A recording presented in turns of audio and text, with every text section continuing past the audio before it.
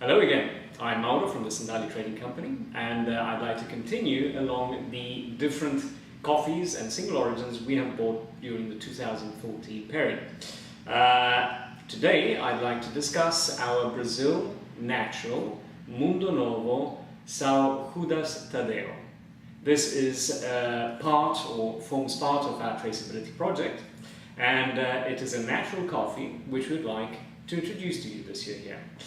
This coffee here is grown in the south of Minas Gerais area, in the Carmo de Cachoeira municipality, and it is grown at an altitude of roughly 1,000 meters above sea level. It is a full sun, it is harvested in a full sun condition, and it is harvested during the months of May and July.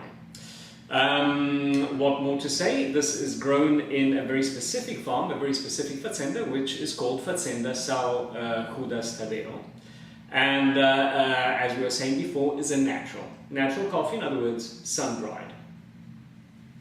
Okay, so continuing along and examining the physical appearance of our Brazil traceability project, Mundo Novo Fazenda São Judas Tadeu, we can see that being a natural coffee anyway, it is very, very well selected in the green. We found up to 88% screen 1718, so it's got a very nice screen size. Due to the good selection in the green, obviously you have a very nice development and very nice monk's tunic color coming out in the roasted. Monk's tunic, as we have said before, is the optimal roast level for our standards, or for cupping coffees correctly. Okay, ladies and gentlemen, here we are at the Sandalj laboratory, and we'll continue our examination of the Brazil Mundo Novo coffee, natural coffee, from the Fazenda São Judas Tadeu. This, obviously, as we were saying before, forms part of our traceability project, so it is an estate coffee as such. For people who have not seen our presentations before, we use 2 cups for our cupping.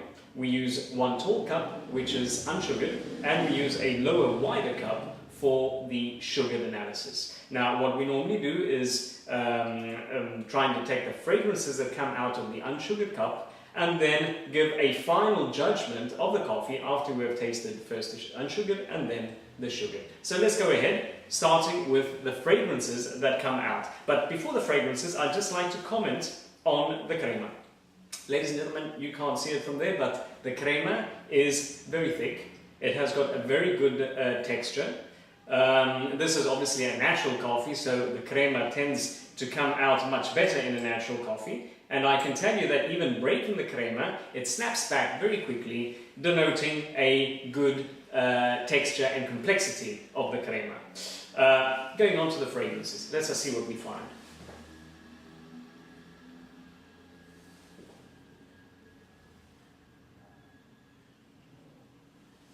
Okay, already from the fragrance one can detect that this is a body coffee. This is a coffee that comes out quite predominant and has a toasted cereal type of fragrance coming out of it. Let us go and see whether our suspicions on the coffee are true. Starting with the unsugared cup. So, here we go with the unsugared cup.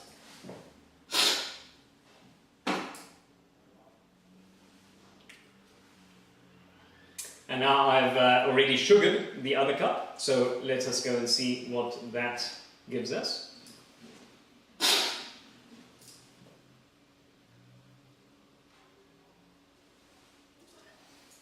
Now basically, this is a coffee that has a predominant body. The body is a good body. It's got a very nice mouth feel. The acidity is low. The acidity is low, and I'd say that it definitely goes towards a toasted cereal, wafer, chocolate wafer type of flavor. But at the end of the actual wafer flavor, you also detect something a little bit stronger, something that one could describe as tobacco, something that gives you a little bit of spiciness in the mouth. Aftertaste is nice and clean. You have a very nice aftertaste, and the aftertaste definitely goes on to a fragrance or a flavor that goes into malt, a malty, clean tasting coffee in the end. exactly what a natural Brazil should give you.